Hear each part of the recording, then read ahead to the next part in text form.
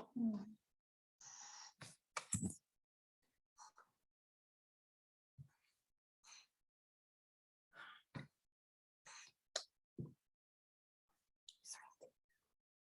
Do you see?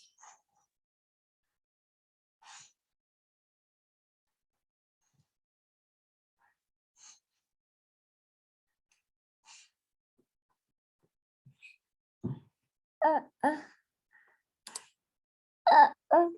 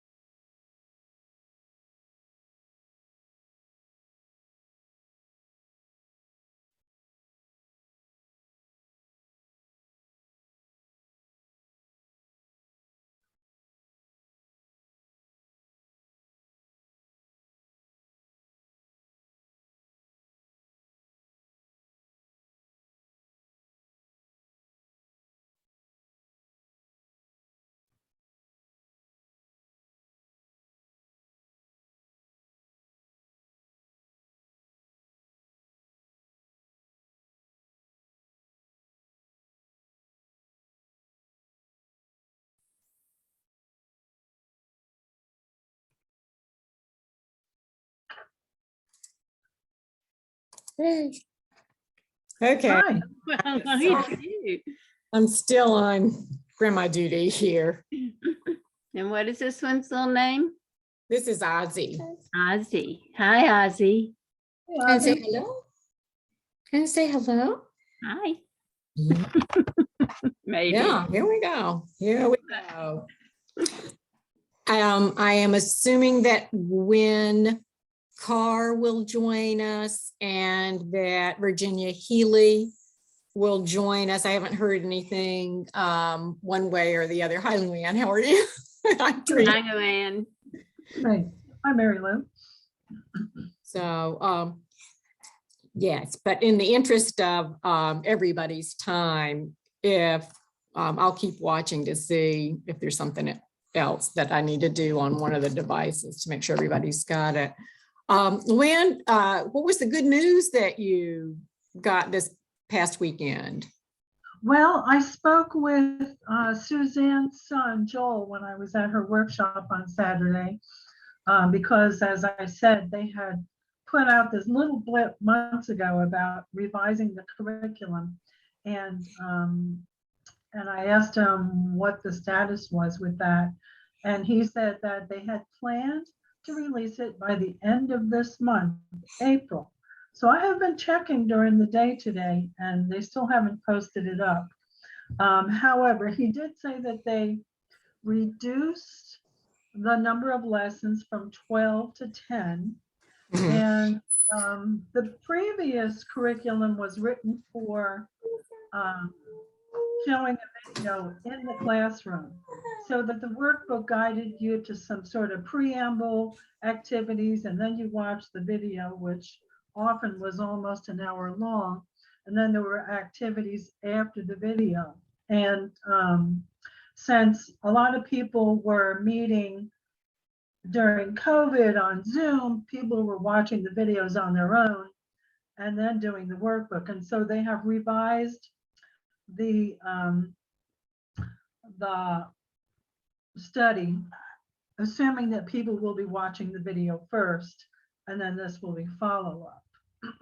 So that's kind of good because that way we can really get into much more of the discussion and sharing. If we have enough people, we can break up into small groups and all of that. So that's good. He also said that the cost would be less. Now, I don't know what that cost is, but currently they're charging $20 for the workbook and then $10 for the video access. So it's, you know, it's not real expensive as it is now. So yeah, and that's all I know. He's when he said the end of the month, I said, you mean by the end of May? He said, no, April. So Oh, he has a day. they're in a different time zone than us, so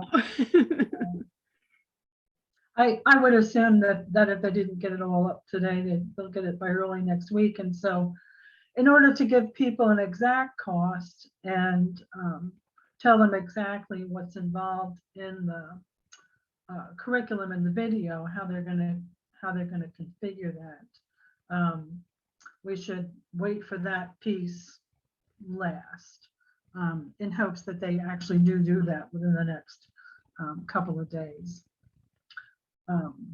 Yeah, so that's that good news. That's good news. And from what I understand, they also redid all the videos.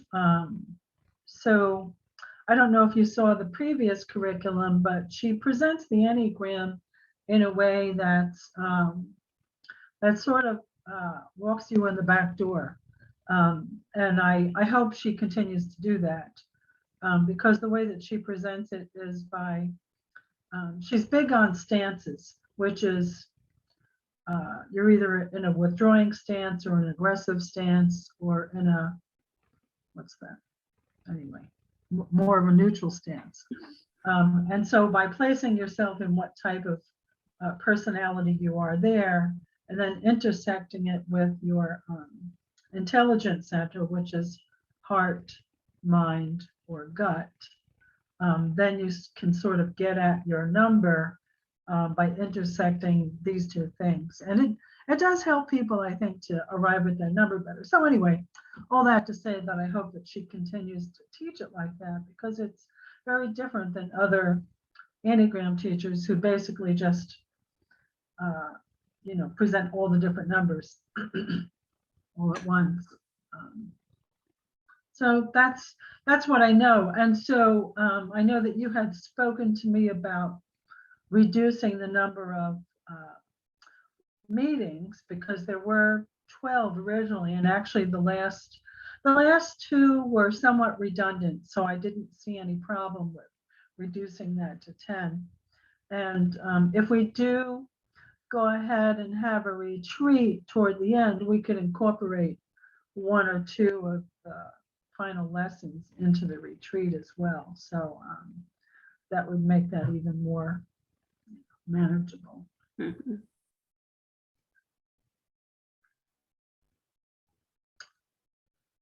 We can't hear you. You're muted. Oh, I'm Not muted. you, Teresa. Yeah. Sorry. So as we start looking at what we're going to do, I think, Luann, you had said that Monday evenings tended to be better for you. Is that correct? yeah, I think we had said Monday or Wednesday, Right. and Monday is better for me, but if that's a problem, then I don't think it would be. We had talked about with summer, this running kind of in a summer time, often as people leave on Fridays if they're going out of town, that sort of thing. And so, but if a Monday might be more manageable for sure. I think at one point among our emails, we also talked about offering it as a hybrid, offering, so people may be there face-to-face, or they may be joining by Zoom, depending on what their schedules were or their personal preference with the state of the pandemic or life, whatever. Sometimes that, when we do it in a hybrid kind of way, it opens up who can in fact participate. I don't know if some of the people you're aware of who might want to join us would find that better or not. At this point, given what you know about the new curriculum and all of that, what do you think about face-to-face, hybrid, that sort of thing? well, I think it could work either way. People joining by Zoom would have to be managed a little differently.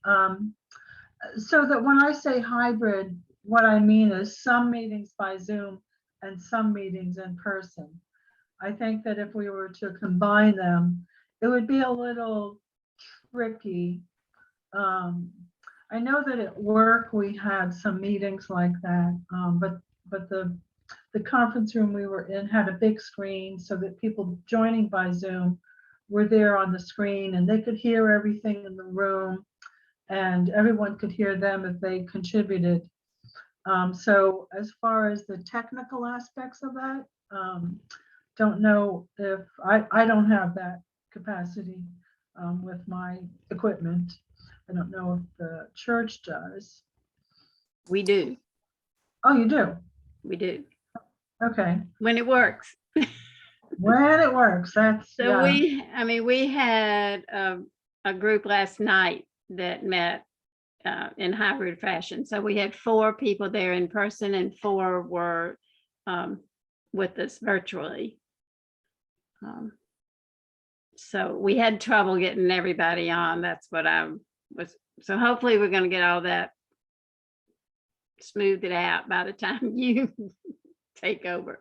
But we have a room there at the church that does have a really large screen and the iPad and everything set up. And it can handle, what have we said, 6 to 8 people, Teresa? Say again. How many, what's the capacity of the tech room upstairs? 6 to 8? Yeah, and that's particularly with the distancing Right. stuff that's going on. And I don't know if that policy will shift a little bit over the summer as long as the numbers go down, because the buildings policy as long as Harrisonburg and Rockingham County numbers are in that green zone, are a little bit more forgiving. So there's a good chance that for people who are in the room face to face, that number could be higher. There's the actual physical space. But Luann, I think part of the question for us would be with when the workshop is in session, do we need to have tables available so people have something to prop on and work with and on, or do we just need chairs? Because that also contributes to how much space is available. Yeah, it would probably be more comfortable since they are using workbooks. It would probably be more comfortable for everyone to have tables. And do you have a sense I guess I'm concerned now with the capacity of the room, if there would be enough physical space for participants who want to come in person. Do you have a sense of how many folks at the church have indicated interest? Not No. yet. Yeah. Okay, And I guess if, well, on a Monday night, I don't know who else uses the church on Monday nights normally, do you know? I mean, it's possible, I guess, if we had some huge crowd, but somehow I don't think we will, that we could use the commons. I do think that there is alternate space that's bigger, and we do have the broadcasting capacity in our commons where there can be tables, there can be chairs, and the whole 9 yards. We just have to look at that, and we can get clarification on will Monday nights be available in the downstairs space should we require, and we can do that next week. So we have Yeah. a sense. And again, we will move promptly after today's conversation to get the word out and have people starting to sign up so that we know. I think you had mentioned you knew some people who might also be interested in participating, Luann. And so is there an optimal group size that you'd like to aim for, or a cap that you'd like to be sure that we set? well, it's always nice to have a range of numbers. I would say about anywhere from a dozen to 18 would be fantastic. We can do it with less. We could do it with a few more if we need to. Yeah, So what time are we talking about on Monday evenings? 7? Is that good? 7 to 8:30? That's what we have this other group meeting. So that's, Okay. and when is this going to start, Teresa? We were talking about during the Pentecost season. So we were looking about getting into June a little bit. Luann, did I give you a firm date? I don't think we had a firm date yet, but I don't remember. No, you just said Pentecost season, so I was looking at the beginning of June. So this other group goes until June the 23rd. And I mean, they can overlap, but I don't know that many people from the group on Thursday would participate in this offering. They may, but I don't think that would be a significant number. yeah. The 4th of July falls on a Monday, so that would be a week we wouldn't be able to meet. Right. Calendar.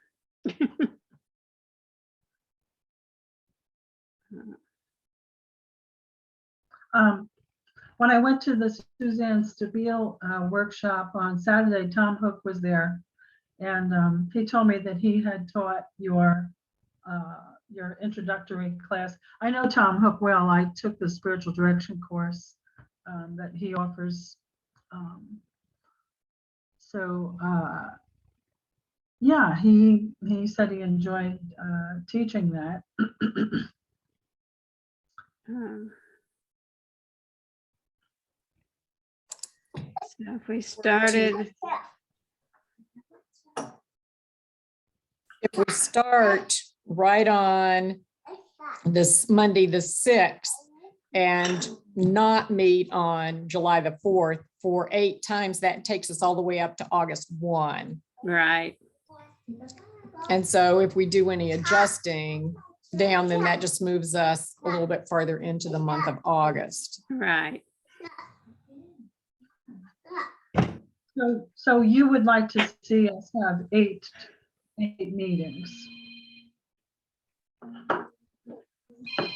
If I that think could so. work. Yeah. If we can do it that way. Yeah. Let's see, August 1st. And then the possibility of like a half-day retreat on the following Saturday, the 6th, or possibly the 13th. Are we still thinking along that line? I think a retreat, but you know, we're talking about doing a mission trip to Craigsville on Saturday, August the 6th. So we wouldn't want to conflict with that.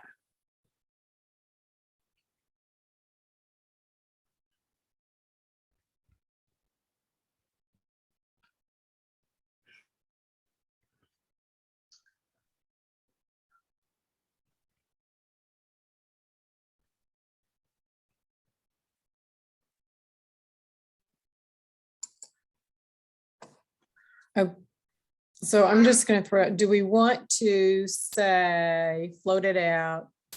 We begin on Monday, June the 6th. 1, 2, 3, 4. That's 4 sessions in June. Then we skip down to 11, 18, 25. That gives us 7 sessions in July. 3 more in July. Yeah, I mean, 3 more in July. 1 for a total of 7 sessions. Session number 8 would be August 1. And then if there's something going on in Craigsville on the 6th, so that the participants from Trinity might be less likely to participate, then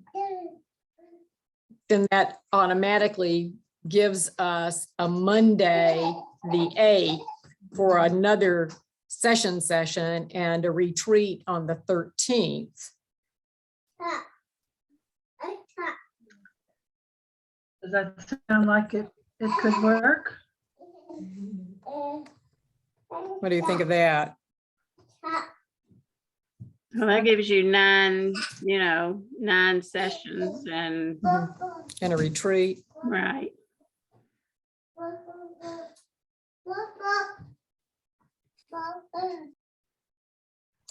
Would that work for you, Luann? Yeah. That way the half-day retreat could be that last lesson. And then some of the movement practice around the anagram symbol. I had thought about, no, I haven't seen the new curriculum yet, so I can't really plan what's going to happen. I know that Suzanne talked a lot at the workshop on Saturday about the basis for her new book, The Journey Toward Wholeness. And really the bottom line of it was that if you're going to transform, use the Enneagram as a tool of transformation, that contemplative practice is essential. A daily practice is essential. So we could always spend some time with that with folks. Yeah, I don't know how much. Well, a regular practice is hard, and I know a lot of people who have started and stopped and started and stopped, and it's difficult.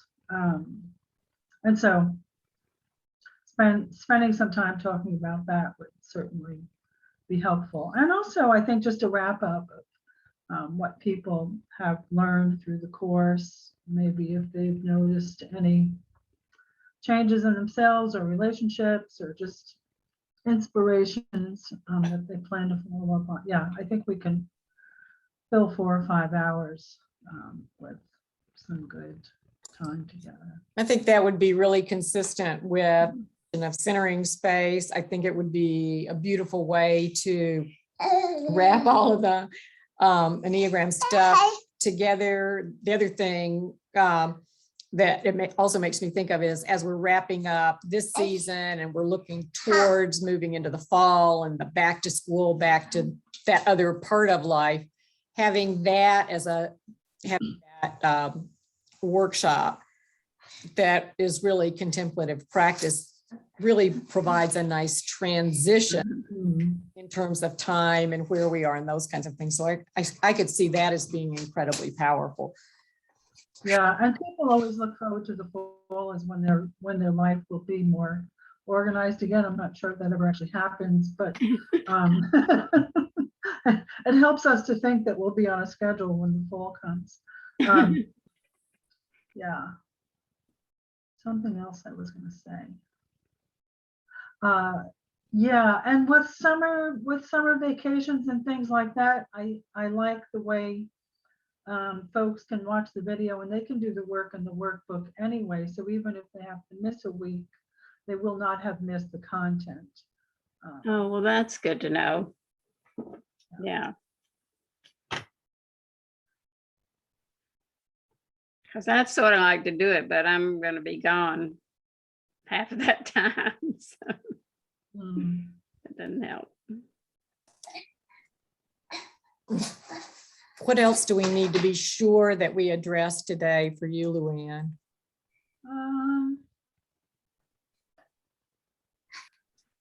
Oh, how are people going to sign up?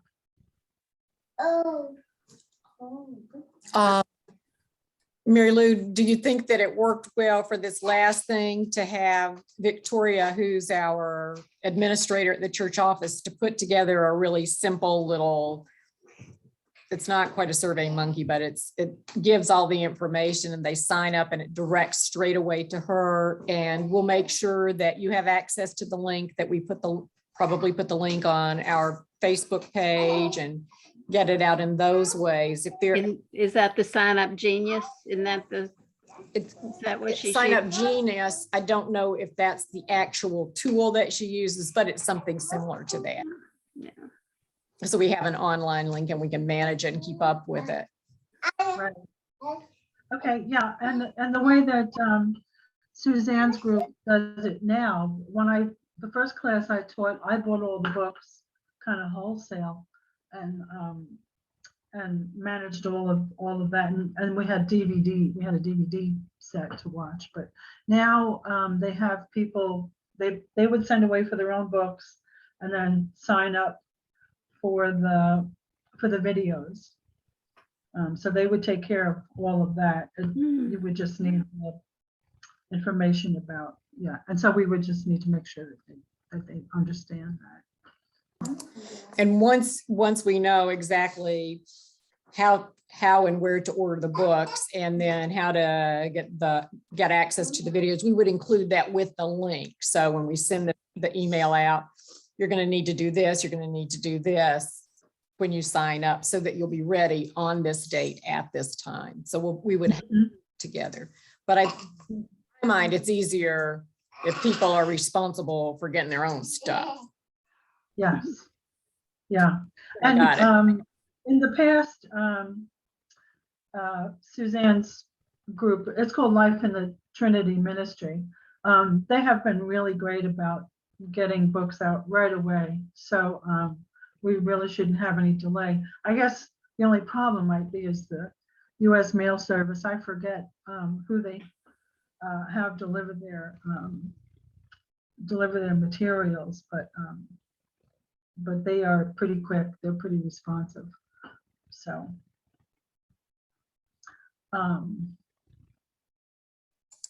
all the more reason that we need to get this out promptly so that people have a chance to get the materials. Yeah. And are prepared. Well, As I said, I've been checking their website several times a day to see if they have the new curriculum posted up yet. You can see on that, they still have the old curriculum, or the current curriculum. And that shows the streamlined process. You click on it, you buy the book, you sign up to subscribe to the video. And so they've got that pretty streamlined. So all I can tell you is, as soon as I know, I can send that link, and we can make sure we tell everybody how much that cost is going to be. And should I send that to you, Teresa? Okay. Gotcha. And I'll work directly with their administrator to get, we'll go ahead and draft the email and have that ready so we can drop those pieces straight away in. And I'll probably send it to the two of you in case there's a better way to word it, or just in case I've forgotten something. So Okay. we'll get that done. That'll be on my Monday list. And well, you had asked me about class capacity. What do you think might be ideal as far as like the physical space, the possibility of using the Zoom? Yeah, I mean, how many we had, I'm trying to think how many people we had in Tom Hook's class. I mean, I'm guessing if you get 10 to 12 people, you'll have a good group. Especially with it being in the summertime. Yeah, I'm thinking I don't really have any reservations about letting everybody know who has ever expressed interest to me. And I'm not sure if I shared this with you, but there's a doctor in Harrisonburg, Arlene McCain, and she does traditional and alternative medicine. And she would like some of her patients, well, she wants her patients to know about the Enneagram. She's finishing up going through Richard Rohr's Living School. She's supposed to Okay. graduate. Wow. So she's a very holistic doctor. And she has asked me to facilitate course for patients who are interested, the Suzanne Stabile course. So I told her about this being offered, and thought we might bring some of those folks in as well. Again, I have no idea. It could be 2 or 3 people. It could be 20. I don't know. I think being, as you said, Mary Lou, I think during the summer, the numbers will be a little bit less than they would otherwise. So Yeah. offering this to as many people as possible, we can't go wrong with that. Yeah. I think we just have to wait and see. Yeah. I mean, it'd be pretty fantastic if you had 20 people, but sounds happy. Right now, yes. So are there any other things that we need to be sure to talk about today while we're all together here? I think that's about covers it on my end. Well, we are grateful that you're willing to do it. Oh, I love doing this. And I totally agree with Suzanne Stabile that the more people who understand and become transformed by the Enneagram, the better place this world will be.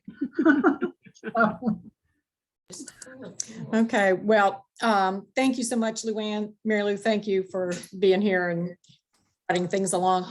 And I will be back in touch with everybody on Monday regarding getting the link out. Luann, if you hear something before then, just drop me a line and we'll incorporate it right away. yeah. All right. Okay. See you later. Have a Thank great you. weekend. Thank you. Bye-bye. Bye-bye.